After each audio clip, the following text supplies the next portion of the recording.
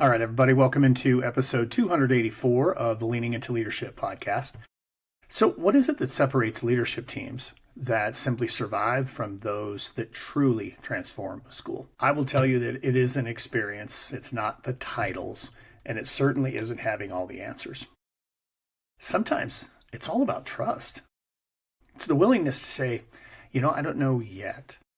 It's protecting one another when things get tough. It's having hard conversations behind closed doors so you can present clarity and confidence everywhere else. This week, I am joined by three incredible school leaders from Locust Grove Middle School in Locust Grove, Virginia. Marlene Rombach, Rocio Rhodes, and Christina Shires shared their story of the first year they worked together as a leadership team. It's been a year filled with challenge, growth, laughter, some tough conversations, and honestly, some pretty remarkable results. If you're a principal, assistant principal, district leader, or honestly anyone who works with a leadership team, this conversation is packed with some practical ideas that you can apply immediately. Before we jump in, I want to thank our sponsor, Hey Tutor. Hey Tutor is more than a tutoring partner.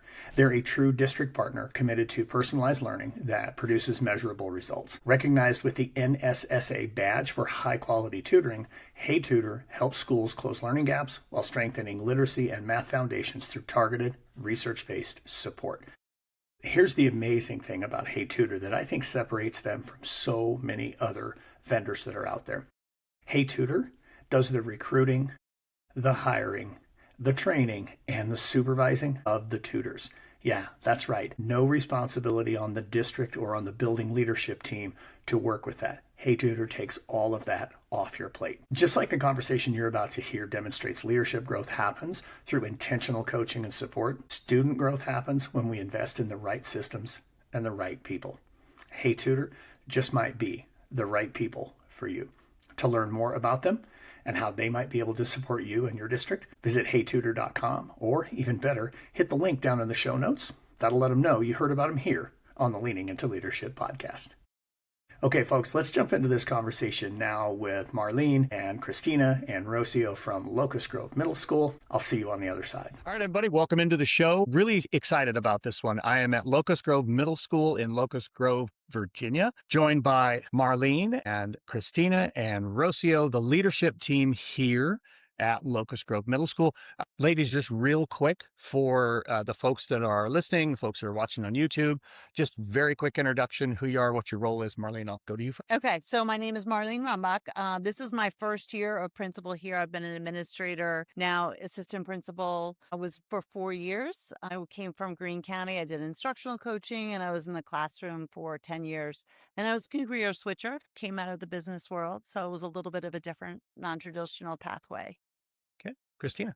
Hi, I'm Christina Shires. I just completed my first year as an assistant principal here at Locust Grove, and I was actually an elementary school teacher leading up to the transition. But like Miss Rombach, I was a career switcher, and so I spent a lot of my life in finance.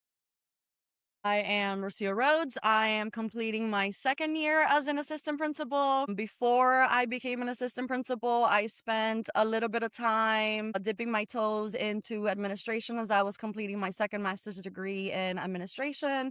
I am currently achieving my doctorate degree. I'm also a career switcher, but I made that switch rather quickly. So I have been in education for about 12 years now, and yeah, I love it.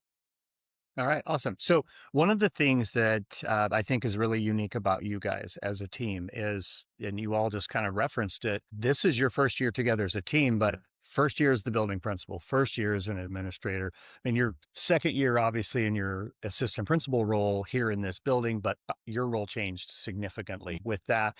Full disclosure, folks, I have been working with and coaching this team the entire year, will continue to going forward, and I'm super, super proud of this team. So what I want to talk about with you guys and have you guys share with our listeners, first and foremost, just some of the learnings from everything to do with first year. Marlene, I want to come to you first because you transitioned super late from assistant principal in this building to principal, like mid-July, and you start school at the end of July. So talk a little bit about maybe some of what you learned, both as an administrator, but maybe what you learned about yourself going through this year. So it was an interesting, because I didn't necessarily see it coming. It was a little bit of kind of things percolating, and I was in this building for 3 years before going into principal. And so over the summer, when it was kind of mentioned, thrown out there a couple times, that it actually happened was kind of, exciting and thrilling, but like super nerve wracking at the same time. And so there was a lot of work over the summer in just getting my feet, what does all this job entail? And then having to hire assistant principal, hiring my role. So it was a lot of work. It was exciting and fun. Miss Rhodes and I had worked together for the year before, but we had to, kind of pull it together. There was a lot of planning in a really short amount of time. And we were hiring too up until like new teacher week. And that was a huge challenge for us. So it was not only like planning from this level, but hiring teachers over the summer. And sometimes, we were in a position of a choice of one. So that was pretty challenging, was all the planning. And then when Christina came on, there was not a lot of time for joint planning together. And we were a 3-woman team, and 3 pretty high achieving type A personality women, kind of brought together in this role. And so we had to kind of figure it out a little bit on the fly. Yeah, for sure. And I mean, I remember sitting in this very conference room last year. I think Christina, it was like maybe day 2 Yeah. for you, and Mhm. we Started are. 3 days before staff. Yeah, we're going through like this morning. We just were, going through, kind of job responsibilities, that role clarity piece. But I remember we were doing that, and like I don't Like, even know if sure. you had set stuff down in an office yet. So there was a lot of how this Actually, yeah. all came together. Rocio, I want to ask you before I go to Christina on this. So there was, even though assistant principal, but there was a lot of transition in your role this year. What are some things that when you reflect on this year that maybe you learned about the team, or maybe that you reflect on yourself and say, man, this year challenged me, and as a result, I'm able to do this? So this year was definitely a challenging year. This year, I got to know myself better, in a personal way, in a professional way. I had to step up. I had to make sure that even when I was a wreck inside, I could not show it on the outside, because I had people that depended on me. I needed to make sure that when my teams were in a kerfuffle, they knew that they could count on me, even when my insides were like spongy. But at the end of that, I saw myself and I was like, you know what? You pulled it through. Who knew you could pull it through and come out at the end and actually pull through? So not only did that say something about me as a person, but also me as a professional, that my team could count on me, that my principal could count on me, and that my team could count on me, that my students could count on me. I mean, overall, my biggest goal was to make sure that it's not my classroom anymore. It's all of the students within the building. They need to be ready to move on to their next level and be as ready as possible. And for that to happen, the teachers need to be ready. And if the teachers are not ready, like, it's all a domino effect, and it all starts with the top. Yeah. So ultimately, it's us. Yeah. At least here in the building, it's us. And you brought up a good point, is we came, like I was the AP in this building for 3 years. So you've got this, and when you have this relationship with staff, there's this obligation. It's different. Yes. It's different when you come in cold and you're like, all right, I'm going to spend my first year learning everybody's names, learning where the bathrooms are. We came in at a level of, already knowing those things. So there's kind of no excuse. Like, we had to jump in and hit the ground running. And because we had these relationships with these people, we wanted it to work out. Like, we had the vision of where we knew this building could go and the struggles that it had had in advance. And there was a strong personal obligation to the people. And, when you have those relationships, so it put on, I would say it probably added a little bit of pressure. They look to you and they're like, okay, you know us, you know what we need, you know where you need to take this. And so that it definitely added a level of like, we really want it to work out, because these people are counting on you to make this to go in a better direction. These people are counting on you to get behavior under control. So there's that piece, that obligation. It adds at another level. And also, when you have relationships with the central office, when you stay in the same division, they have a view of you and you want to not disappoint them as well. You want to have this, like, you want to, I would have loved to say our scores are at 100%. Look, we hit it out of the park. And sometimes the vision isn't necessarily realistic. Like, we want it to happen like within a month. I want it all perfect. Like the identifying success Yes. that you talked about And yesterday. you have to accept, okay, all right, that it's part of a process. But that's a tough one too when you're a high achiever and you want it, great. And now the ball's given to you and now you're, to take it into the end zone and, so it adds, I think, for both of us, because Rocio was brand new and then stepped into my role and kind of took on a lot of those things that, it was a lot on her too. So I think for the two of us, it was a pretty high amount of pressure. And to be really honest, when I didn't know the answer to the things, I did not lie. I told the people, I don't know, but that doesn't mean that I'm not going to go and find out and call the people and advocate and say the things that I need to say, because I know that you come from the space or that you need it, but at the end of the day, I knew that my position was to advocate for them, to find out the answers, and to hold it together, because when we closed the door and the three of us were together, that was my time to be like, oh my God, and let it out. But I knew that behind that door, that was Vegas. That was when we were in our safe space. And my biggest takeaway from this year would be how strong a team needs to be for the school to be successful. Yeah. If our team hadn't been as strong as it was, our building would have not been as successful as it was this first year. And Well, I'm sorry, Martha. no, go ahead. I'm really glad that you say that, because, that's one of the things I really want to get into. I mentioned it earlier. Obviously, I work with a lot of teams, and you guys are a team that I honestly brag about quite a bit, especially because all the dynamics that go into how you came together and the timing around it and all of that to still have the success as a team you've had. A lot of it comes back to something, Rocio, that you just were alluding to, which is trust. Now, Christina, you come in, you're the new member of the group. Yes. And not only do you have to build, rapport and trust with Marlene and Rocio, you have to do the same thing with this entire. So talk about maybe how you went about that. And when did you start to see that pendulum kind of swing in the direction you want?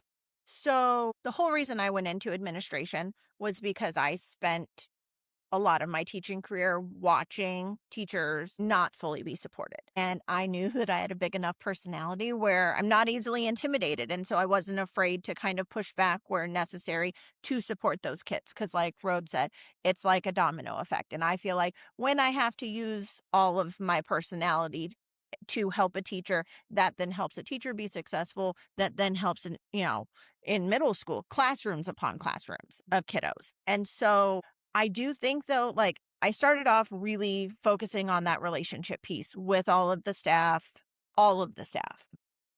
but it didn't take very long. One of the things that I was telling teachers, even that first quarter that I was here, as they're coming to me, knowing that this is my first year, but treating me as if I can do and solve all of the problems. I attribute a lot of that to the groundwork that these two laid, that those teachers felt like if they hired me, then they should then instill that trust in me.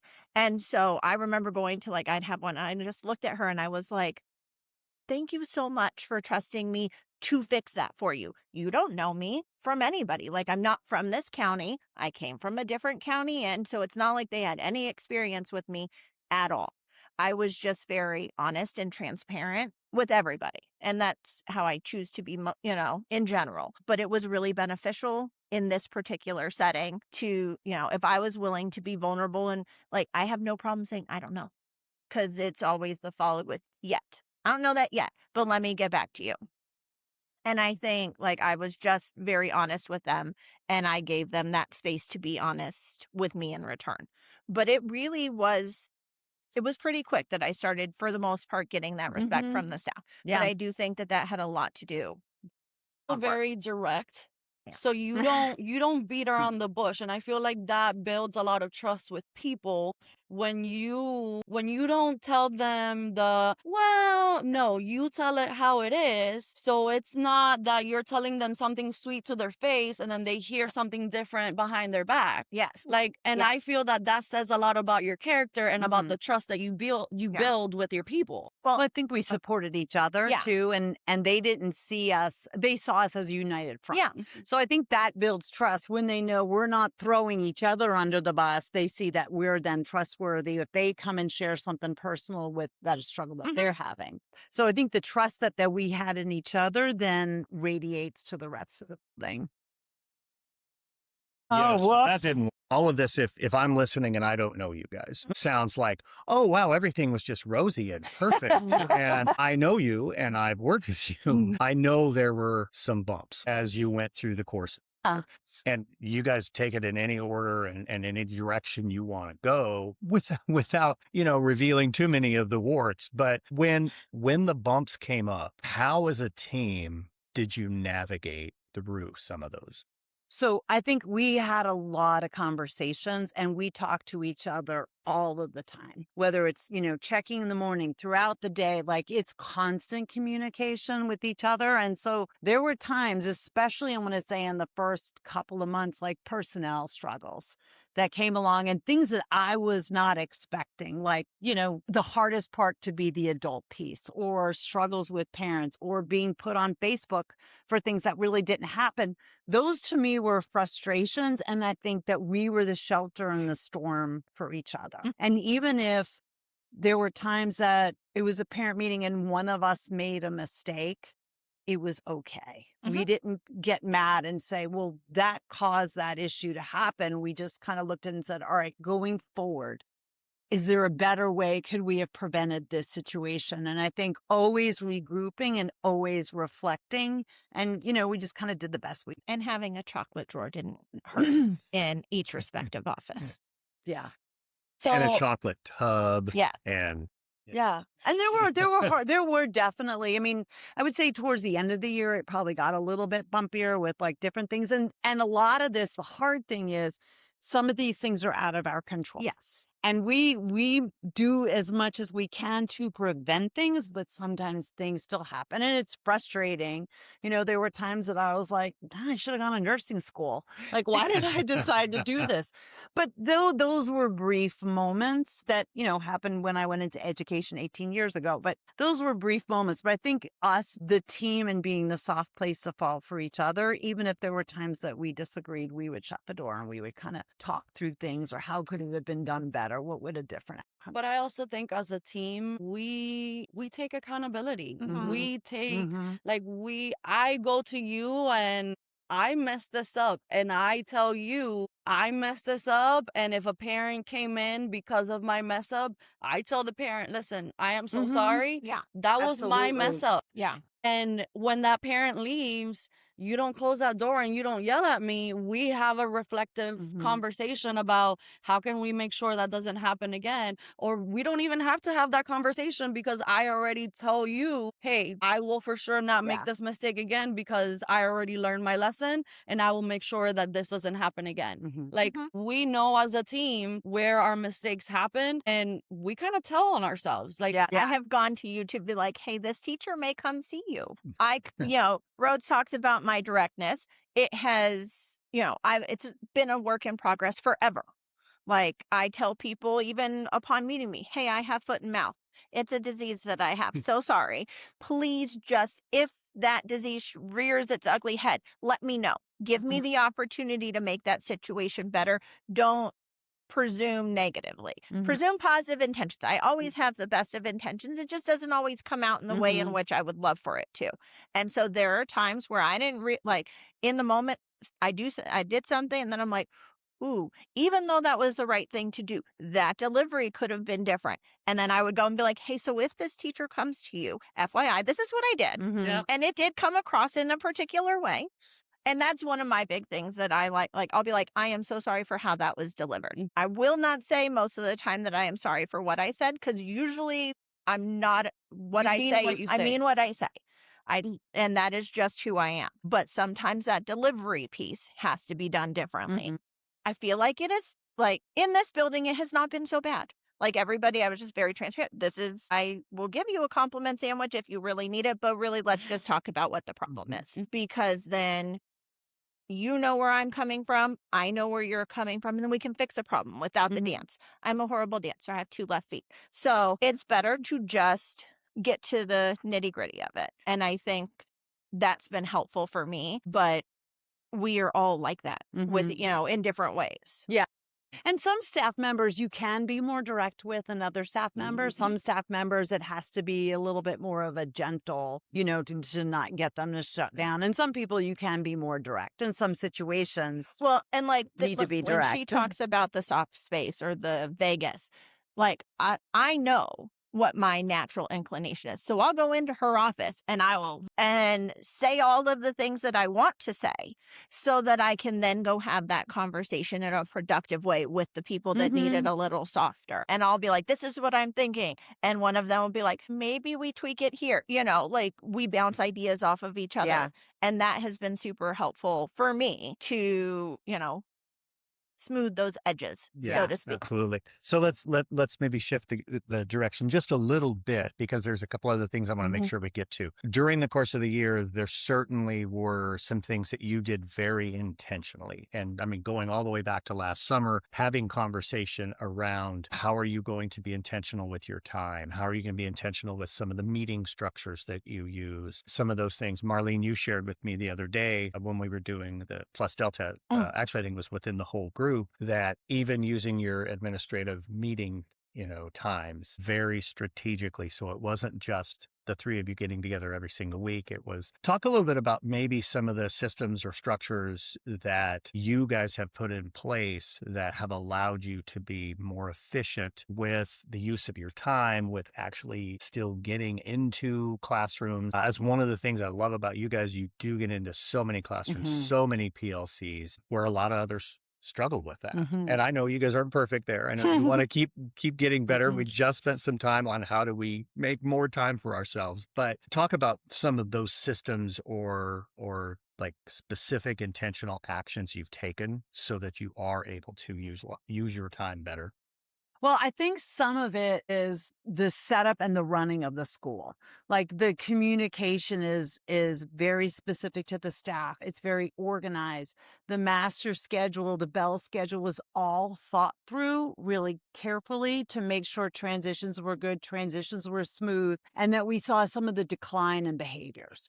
Because if you're running around putting out fires because kids are acting up all over the place, then you're just a firefighter. So trying to get the building to almost run itself in ways was the goal. With this is how we do lunch procedure. It is very specific. It's like this dance that we do every day. Getting those pieces, this is how we transition, because otherwise you'll get in a middle school, you'll get pockets of chaos, and then that chaos is what you're fighting.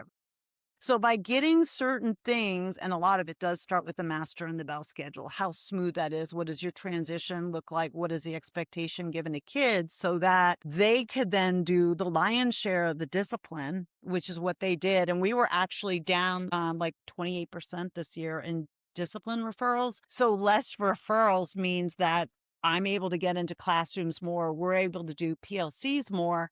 The more we're in classrooms, then the less discipline you get. So it becomes this kind of positive feedback loop instead of just like you feel like the waves kind of gotten away from you and now you're just putting out fires. Like that, I would say that behavior piece and that system of what our transitions look like, where's everybody supposed to be, how do we do our lunch, all of that needs to work. And then our meetings too are really thought through. Like what is the why behind if we're asking a teacher to do something, let's make sure that they understand the why. So for example, we had to start our remediation enrichment plan this year. It's part of the Virginia Literacy Act, and they have to have a certain amount of designated time every day that they're working on literacy. Well, for some teachers, it was, I'm not a reading teacher. Really, why are you going to make me do this? And sometimes, people would go through the motions, but weren't really embracing it and using those meetings as this is the why that we're doing it, because if they're better readers, they're better in civics, they're better in math, they're better in science. And so those, if it could be in an email, I did it in an email, although staff isn't great at reading emails, but to try to make those, like, I was not, I'm kind of like a let's get it done person. Like, okay, here's what we need to talk about in the meeting. This is why it's a face-to-face meeting. Now let's move on and let's let you go. Like I wasn't a meeting person. Like it was Jargon. all about Yeah. efficiency. The more organized we were, the more thoughtful, the more planned out, like every schedule change. Everybody knew what was going on. So then we could be less involved. So almost the goal is to kind of work ourselves out of a job so that the building runs efficiently without us and that we can focus on the coaching piece, because that's really such a fundamental piece, is making, when you're dealing with behavior, if you've got a great lesson plan, instruction plan, you get less behavior. So trying to hit that like kind of foundation root cause is where we try to spend a lot of time. Sorry, that was kind of a long-winded out. That's okay. Well, and I think on a practical aspect for you're talking about behavior, we had a Google form for teachers to put in referrals and stuff. And we got some feedback at the beginning of the year with teachers asking, hey, did you take care of this? And then Rhodes went into that document and made it so that once we handled something, we put our initials in and teachers would get an automated email. So then it was helping to build that trust piece that we've also talked about. And so we've been reflective, I feel like, throughout the whole school year. Like if someone brought a problem to us or made a complaint, we'd put our heads together and then come up with practical solutions that, you in the back of our head with time sucks and all of that, figuring out a way to make it Draw the automatic inner Darren. so that we weren't wasting time responding and sending an email every time we did a referral. And I think then teachers knew that if they put something in, that we would handle it. And so I think that might have even contributed to the smaller amount of referrals, because they were like, listen, I know that this is going to be dealt with, so I don't have to put in every teeny tiny thing. I'm going to put in the things that I really need handled because I know that something is going to happen. Yes. And that's a lot of trust there too. The behavior with, secondary can be one of the most fundamental frustrations for a teacher. And I mean, having taught in the classroom for a long time before even going to administration, like that was one of those, I think, core values that the three of us had, that we are not going to tolerate disrespect to our teachers. We're not going to tolerate students disrupting the learning of other students. So we really feel strongly about that. And sometimes we took the hits from parents because, they didn't necessarily agree or that's too hard of a consequence, but we kind of held the line and we came out really strong in the beginning of the year. And whether it was, I'd walk into a classroom and say, how did these two get put together? And then immediately we're teams. So we moved schedules. We put kids in alt ed. Like we really came strong with our behavior and getting that, because that is a huge time suck as an administrator. But it really helped that you and I had been here previously, that you had been here for so many years before, because we knew those students. We knew even siblings that had been here before. So we knew connections. And going back to that literacy piece, yes, we had high expectations for our teachers, and we had high expectations, even though you are not a reading teacher, even though we made curriculums for them. We made their lesson. Yeah. We gave them the Lexia piece. Like we gave them everything. We got them all the books. And on top of that, we made sure that our in-house PDs were also surrounded by lessons on how do you break down those readings? Like, how do you do those KWLs? How do you, dig deeper into those comprehension? Like, how do you have those thinking questions, those thinking out loud questions that you as an adult do when you're reading, but that you need to model for your students, because your robotics teacher that has never taught a reading class is now having a Mhm. novel study, and he Yeah. has to model that thinking piece. Mhm. So not only did we have high expectations, but we also made sure to back it up with let me support you and let me coach you, Mhm. Yeah. so that yes, we have high expectations, but we're also going to make sure that you are successful. And again, domino effect, our students are going to Yeah. be successful. Yeah. I think that's a huge piece right there. I think, it's one thing to say I have high expectations, but if you don't bring the same level of support, it's Exactly. it's unrealistic Mhm. to It's think like To that just pot, they will meat, do demand. kettle. that. Yeah, and so to that end, here's where I want to go with my next question on that. Here in Orange County, I know Dr. Hornick has very high expectations of you, Mhm. but he also is one who brings that level of support. Yes. Hence me being Mhm. in the building so many times this year with you guys and continuing going forward and in so many other places around the county. So let's talk a little bit about that impact of coaching. What, as you have gone through this year, where have you felt the benefit of that, or what maybe that coaching, whether that's the district-wide stuff or the individual stuff I do within the building, how has that impacted the work that you do? You mean the coaching that you've done Yeah. with us? I think, I shared with you the beginning of the year, one of my big worries was going into this and burning myself out and saying, I'm working, whatever, 100 hours a week. I'm staying here till late. And I worried about that a ton. And one of the nice things I think about going through the coaching process was something that may take me 5 years to figure out on my own, and burning myself out and putting on 50 pounds. We kind of went through the process of just kind of speeding up the learning curve, because you sat down with us and said, okay, like, it's basic foundationally, what are we all in charge of? Whose role? Like, just like defining the roles helps a ton. Saying this shouldn't be on your plate, this should be on your plate, that helps a ton. So getting the foundation and at the planning level, because a lot of, when you're in a school, the planning always happens in the Mhm. summertime. Like, that's when you plan your whole year, and being able to talk about the culture, especially, that's a huge part of this. And that was a huge focus, is how are we going to really take the culture of this building and make it a positive experience for people, for students, for teachers? What does that look like? And the planning all happened in the summer when we worked with you, from the what are we going to value, the recognition piece, and how are we going to do that throughout the year? So we came up with, I thought, really robust plans of recognitions for teachers and students, professional development around coaching for teachers and students. And all of those plans that we did really focused on the work that we did over the summer, is kind of like prioritizing, all right, so how am I going to do this? What is this going to look like?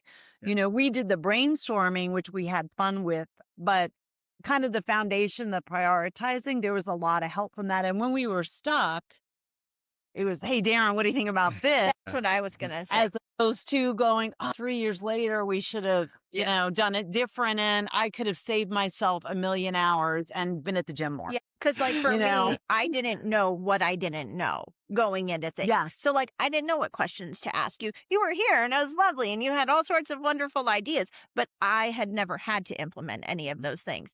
And then when you gave us the Marco Polo app, when something popped up for me being able to just send you a 30-second little snippet to be like, hey, I don't really, can you explain? Can you help me walk through this? So even in the times where you weren't physically in the building, I could still pick your brain. And for me, that was huge because I was learning as I went, because I started so, days before teachers. Right. Like I didn't have all the stuff that everybody else got. Mhm. And so I was learning on the fly and still trying to do my job at the same time. So when those hiccups came, I really appreciated not necessarily instant access, but like that and I mean, what didn't hurt that it was like a video. So I feel like I was having a conversation with you Right. too. Mhm. When I Or say things like, personalized.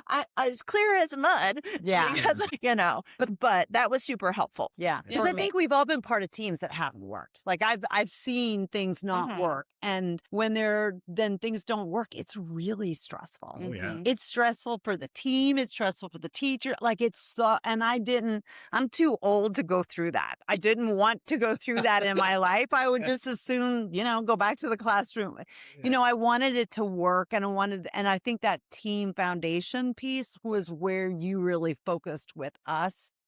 And we kind of took the ball then and ran with it. And understanding what our core values had to be, and that we had to, no matter what, protect that unit. Yeah. And how do we protect that unit? By, delegate these certain, our roles, and we don't get into other people's sandboxes, and we respect. And I think that was pivotal for us, and kind of looking back and kind of having some fun too, because it was hard, but we laughed a whole lot. Yes. There was a whole lot of practical joking in this building. Yeah. Never would have thought that I'd go and buy a fart machine and hide outside a classroom and set it off of, these silly little things that we did, that we also had a lot of fun. But because of these other pieces were in place, we were able to get creative. That's we huge. were able to have fun because we had the foundation and the structure was strong. So it enabled us to have like a good time. And I think it comes down to, not that it wasn't in place before. I think the main, I don't want to say problem or issue, it's just the foundation here before was different. It was one principal, one assistant principal. So it was so different. And then that changed. And then you added a second assistant principal, which is where I came in. I kind of learned for a year. And then just as I was getting the hang of it, then the principal changed. And then then we added Christina. Yeah. So I feel like you came in like at the best time, because like Marlene said, you helped like put us on the right track so that it didn't get muddy. I feel like if you hadn't been with us, it would have gotten a little confusing. I feel like you brought clarity to our team. I feel like you brought neutrality, if that even makes sense, because we all have different ideas. We all obviously we all want what's best for our school and our students. Yeah. But I mean, I can speak for myself. I can be set on my ways because I think I know, because I think of what I know is, hey, I've done the research and I've read and I know this and I know that. But when I speak with you, you don't say, no, what a horrible idea. You say, hey, Rocio, let's think about it this way. And I love that. It was with gentle hands. Yeah. And it's like a little therapy for us. And even when you tell me that I'm controlling, you tell me in the best way, but you bring in the context and you make me see things in a different perspective, but you come in a neutral way, because what you want is to make sure that the team works. And I mean, ultimately, I see that as your goal.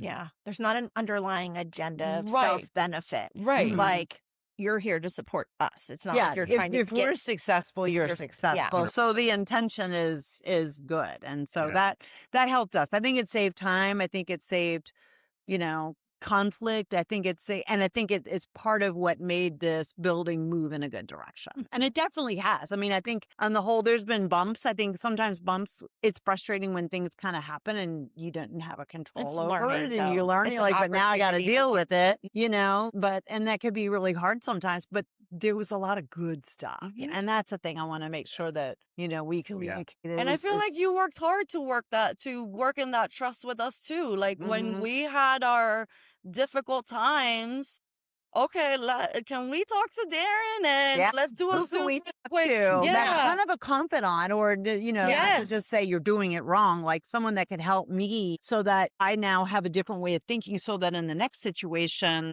I can think, okay, so this is what I learned from this, and this is how I would apply it into each given. I think one of the unique things about my role, and this is one of the things I love most about what I get to do now, is all of what you just said, but I'm not your evaluator. I'm not, at the end of the day, the person that signs off on, that evaluation, or whether or not you're recommended for that new paycheck. time. Experience. Yeah, absolutely. You have been in our place and further.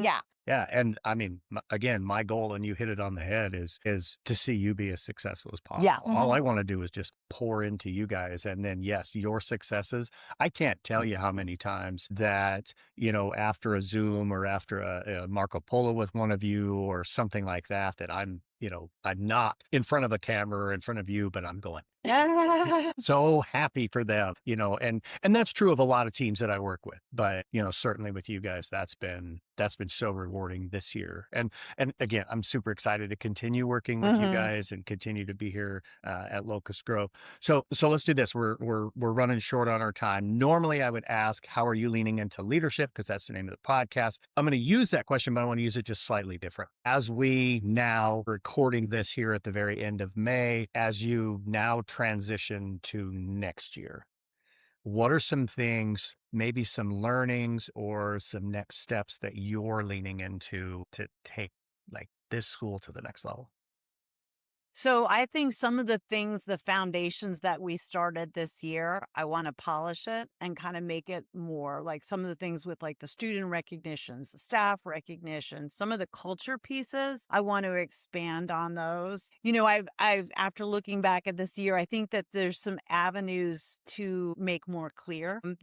I hate to learn by making mistakes. That frustrates me, but sometimes that's how we learn. Yeah. So there's certain processes that I think that we will set up that will give us a little bit more control, not so much micromanagement control, but like the system and the processy that we know that will work. So I think it's a communication about certain things, enhancing the things that we did really well and continuing with, kind of enjoying too the wins, but I think continuing the things that we did this year that really worked and enhancing. Yes, for sure.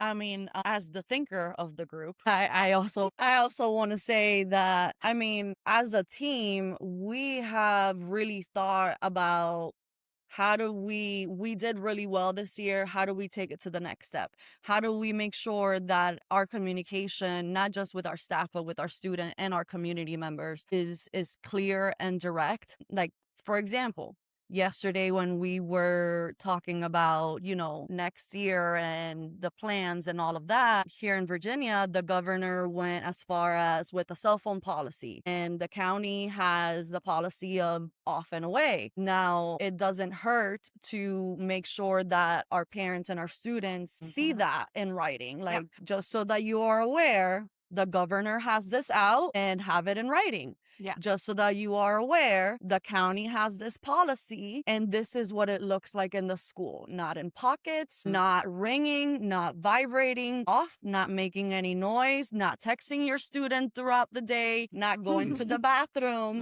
to text mom and dad about, hey, can you pick me up or can you bring me McDonald's? It should not be interrupting the learning of your student while they are in our building. So it seems a little redundant, but I feel like that clear communication also emphasizes the importance. A make or break. Yes. And you have no idea how many times I talk to a student about their cell phone and their response is, well, my parent was texting me, so I had to respond. So I think just the more clarity we bring to the table to parents as well as students, as well as teachers, holistically, I think it doesn't hurt. Like you say, the more clarity that we bring, the more it can help us as a team and help our school run efficiently. Absolutely. And then I think that segues into me. I came on when everything was in place. So my job this past year was just to execute somebody else's plan and to not really understand the whys so much behind it. But I built the relationship with them. So I bought in. I bought what they were selling. But this year, to get to have a say in that and to be a part of that brainstorming process is huge for me, because I'm a firm believer that every single person in a room has something unique to contribute. And well, I'm not known for not contributing and not saying the things that I think. I never felt like they didn't listen, but I think that I have a little bit more authority. Like, now you've come with some. You've lived it. Yeah. So now if you say the things that maybe, you have more ground to stand. Secondary experience. Now. And so for me, that's going to be big. Well, I think some of that is you had positional authority. Now you have trust authority. And that's made a big difference. So this has been so much fun. Really, really enjoyed sitting down and actually putting microphones between us and some of our this was my goal since the beginning. and you have achieved that goal. Yay! So yeah, this has been great. Thank you guys for joining me No, here on the thank Leaning Into you. Leadership podcast. Thank Thank you. you. Make sure that I got to tell you, that was a conversation that to me was just super special. Honestly, early in the school year, it was something that I think Marlene brought up that, hey, we really want to be on your podcast. That's a goal of ours, is to have such a great year and have you bring us on the podcast and talk about what we did. And so it was really a lot of fun to be able to sit down with them and have that conversation. For a pep talk today, what I want to do is challenge you to think about the value of working with a coach. Marlene and Rocio and Christina certainly spoke to that during the episode. And yes, they're talking about me as a coach. What I'm saying, whether it's me or someone else that you work with, having that outside perspective, having somebody who is non-judgmental, non-evaluative, to be able to lean into and to ask some questions. Honestly, at different times through the course of this year, Marlene, Rocio, and Christina, both individually and then as a collective team, reached out a number of times and said, hey, I've got this on my mind, or I'm working on this. Just to have that independent perspective makes such a difference. If you're a longtime listener of the show, you know that what launched me into coaching was the fact that I had a leadership coach, and working with Tom completely transformed me as a leader. So it's that time of year. In many of your cases, maybe you're just getting started, or maybe you just finished that first year and you're thinking, man, I need another perspective. I need somebody to support me. Reach out. Let's have a conversation. I'd love to share some concepts and some ideas with you around how you can continue to grow as a leader and how I might be able to support you. Hey, that's what I've got for you this week, folks. Thanks so much for tuning in and listening to the Leaning Into Leadership podcast. As always, rate, review, subscribe, and make sure you share this with somebody else who might enjoy leaning into leadership. Get out there. Have a road to awesome week.